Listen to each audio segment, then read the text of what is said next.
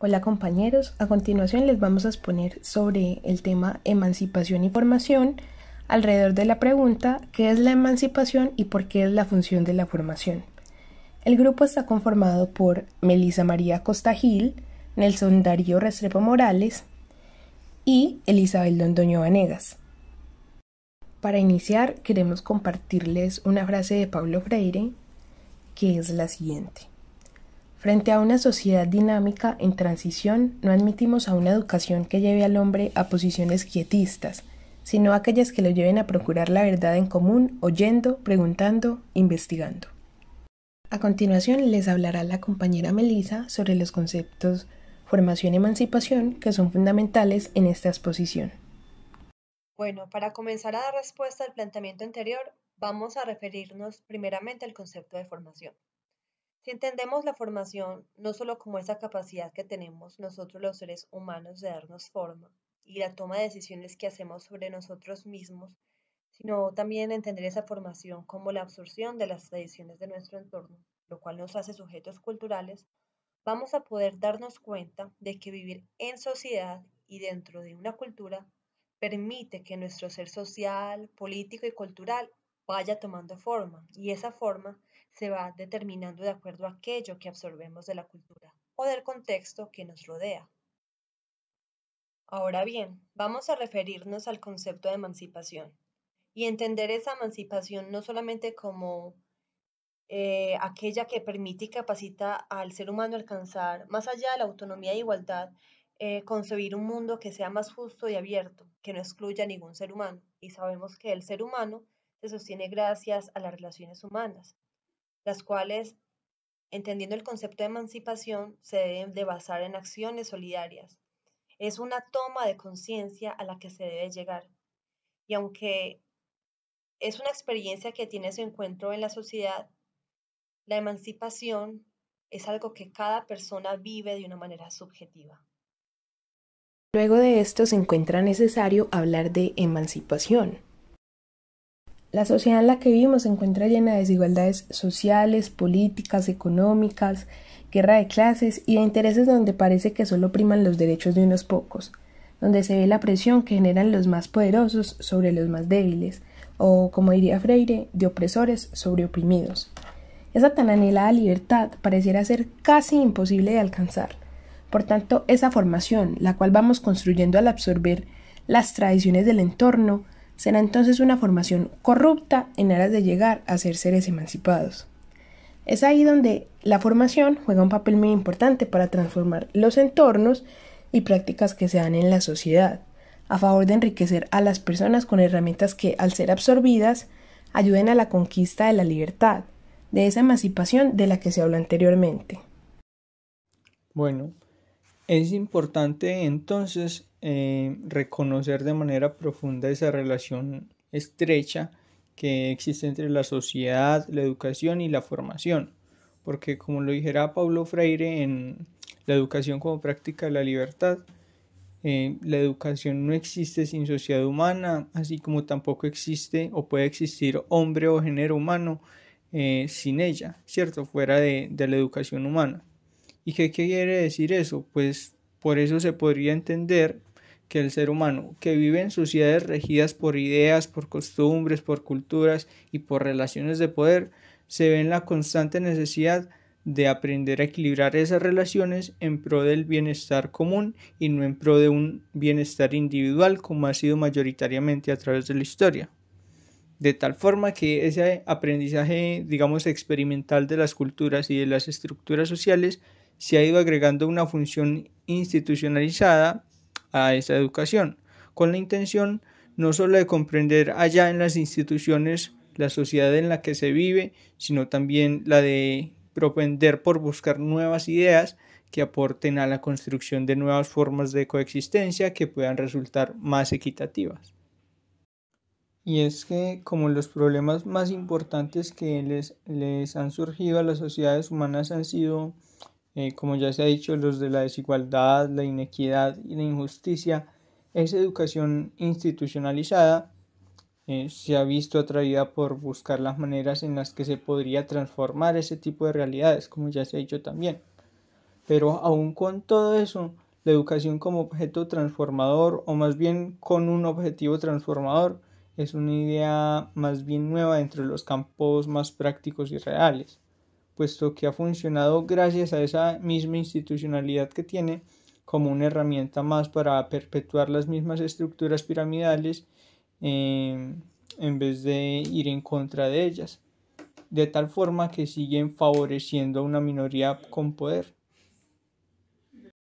Pensar entonces cómo dentro de la educación puede haber un campo realmente significativo para una transformación social ha significado el encuentro con la necesidad de reflexionar en torno a esa emancipación de las mayorías que quiere lograrse. ¿Cómo puede emanciparse a alguien que no sabe que está o es oprimido? ¿Está dentro de sus posibilidades liberarse por sí mismo o deberá esperar a que le sea donada esa liberación por quienes lo oprimen? ¿Será necesario que quiera emanciparse o podría emanciparse a alguien que no confíe en que las circunstancias que se le ha impuesto para vivir pueden cambiar? ¿Por qué o para qué querría emanciparse un oprimido? Si la educación quiere alcanzar la emancipación, debe primero encontrar la respuesta de todas estas cuestiones, a las cuales Freire se ha referido de varias formas. Si hablamos de la emancipación como objetivo indispensable de la educación, esa educación hay que entenderla como la educación será liberadora o no será. Y eso sugiere que como un proceso que necesita de un esfuerzo, que debe ser educativo por parte del educador y de comprensión por parte del educando. Aunque en Freire no se haga esa distinción entre quienes enseñan y quienes aprenden, sino que se habla de una educación de adentro hacia afuera, en la cual los individuos aprenden desde lo que reflexionan, con lo que el entorno educador o educativo les proporciona. Pero ese esfuerzo educativo debe ser pensado específicamente para el entorno social en el que pretende ayudar. Por su parte, el educando necesita adquirir una conciencia sobre su condición de oprimido, conciencia que le será suscitada o despertada por las preguntas que se le hagan o tal vez se haga a sí mismo. Esto lo que quiere decir es que la educación como práctica de la libertad no se convence con la mera alfabetización, sino que pretende llevar al educando hasta un punto de reflexión que le permita tener una mirada crítica frente al mundo. Pues enseñar a leer y escribir es más que dar un simple mecanismo de expresión. Esto lo dice Freire en el 2009.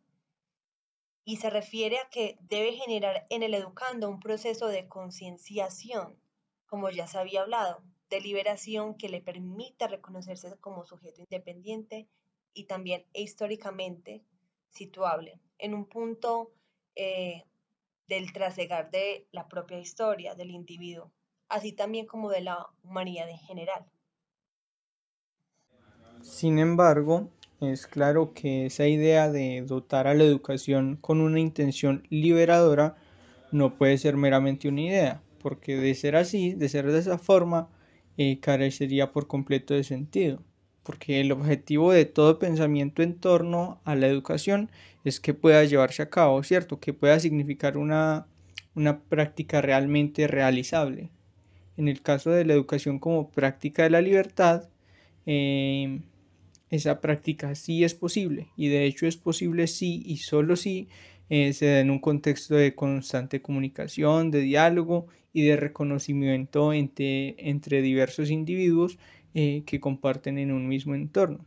Esto según quién, pues según el mismo Freire, cuando dice que nadie educa a nadie, así como tampoco nadie se puede educar a sí mismo, sino que el aprendizaje viene desde el conversar, el convivir en un entorno común. Pero ¿será posible que eso suceda? Pues veamos, en sociedades como las latinoamericanas, que suelen estar sujetas a diversos encuentros, a reuniones, a convites y a diálogos, ese modo de acercarse a la educación se presenta simple y llanamente como la mejor opción, porque al poder, a la opresión o al control se los resiste, como dijera el maestro de educación popular Alfredo Guizo, desde el encuentro, desde el vínculo, desde el acordar, el conversar y muy importante, desde el reconocer al otro y desde reconocerlo vivo. Y a partir de ese diálogo constante con los otros, se puede llegar a la liberación, que es un reconocimiento. Si el problema del oprimido es la falta de reconocimiento y los opresores son siempre menos que los oprimidos, lo fundamental para emanciparse es conseguir que las mayorías se reconozcan como tal entre sí, y propiciar los espacios para que tal cosa se dé debe ser la intención de una educación que busque ser formadora y por lo tanto emancipadora. Entonces, quien sea educado, o más bien, quien se eduque teniendo en cuenta ese enfoque, se va a dar cuenta de que se ha emancipado cuando no tenga la necesidad de aprender a través de otros, sino que pueda hacerse responsable de su propio aprendizaje, porque ya se reconoce como un sujeto autodeterminado, formado tanto por la sociedad y la comunidad como por sí mismo, de tal modo que se haya liberado de la opresión, de las predeterminaciones y por ende de una vía de inconsciencia.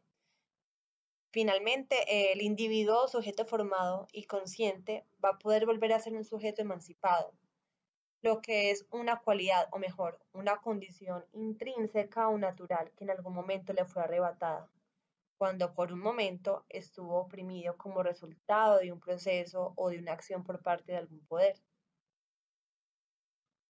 Para finalizar con esta exposición, se obtiene como conclusiones las siguientes. Puede entenderse por formación la capacidad que tenemos los seres humanos de darnos forma y la posibilidad de autodeterminarnos, así como la absorción de las tradiciones de nuestro entorno que nos hace seres sociales. Tal formación debe ser el objetivo de la educación para llevar a ese ser que está oprimido hasta un estado en el que sea un sujeto emancipado. Y hay que tener en cuenta que para ser emancipados es necesaria una relación horizontal entre educador y educando, pues es ahí donde emerge el diálogo, ya que no hay una relación de poder inequitativa. Es dialogando donde se buscan los intereses comunes antes que los individuales. Muchas gracias por la atención prestada.